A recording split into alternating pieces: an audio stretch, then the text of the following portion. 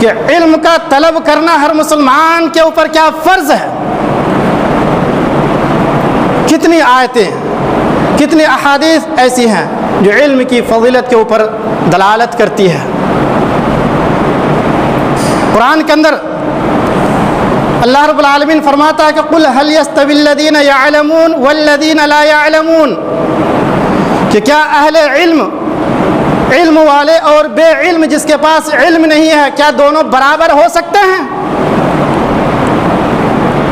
तो अल्लाह रब्बुल आलमीन खुद फरमाता ला यस्तविल कुल हल यस्तविल्लज़ीना यअलमून वल्लज़ीना ला यअलमून, दोनों बराबर नहीं हो सकते हैं। दूसरी जगह फरमाता है कि ला यस्तविल आमा वल बसीर वला ज़ुलुमात वला नूर, कि जिस तरीके से अंधे यानी कि नाबीना और जिनके पास आँख है, जिनके पास बीनाई है, क्या दोनों बराबर हो सकते हैं? दोनों बराबर नहीं हो सकते।